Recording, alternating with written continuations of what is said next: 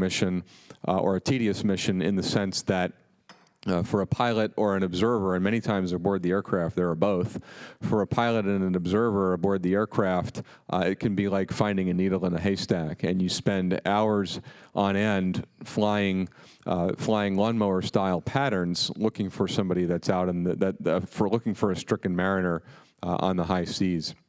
So one way that an unmanned system can help to alleviate the search and rescue part is to look at the search problem. And to narrow that search area to find potential areas of interest where then we can send in a manned aircraft to do a surgical rescue mission. So that's one possible area where the same unmanned systems technology can be transferred, and not necessarily to replace humans, but to make the humans much more effective at the rescue part of the operation where the humans add quite a bit of value. The second area that I'll think about is in disaster response. So if you think of a weather event, or Hurricane Katrina, for example, where again you have a number of people who are in locations where we don't know exactly where they are, the search part of that problem is very difficult. You have to narrow the search space to where it becomes most cost-effective to put a manned system in to rescue the person.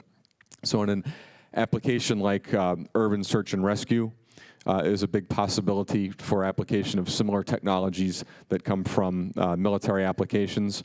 And another one could be in, say, a patrol of a ski area, where again you have a lot of low weather, you have dangerous flying conditions, and you have a number of recreational people who might need to be rescued due to an avalanche or due to an injury.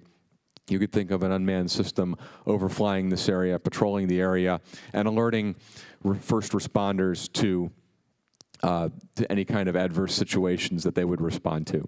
So those are some speculative areas, and I completely agree with Chris that it's about understanding where the right cost-benefit trade-offs align, and also understanding, getting over those regulatory hurdles and addressing the right value proposition for the application. And Nick, you'd like to add something? Yeah, I think there's one more application. So the U.S. Army, in some sense, is the single most efficient logistics company in the world. They can move anything to anywhere on Earth very, very quickly. And the companies that do this are FedEx and UPS. Now, the Army does it faster with bigger, heavier things a lot of the time. So the technology that the Army is investing in order to simplify and streamline and make unmanned their logistics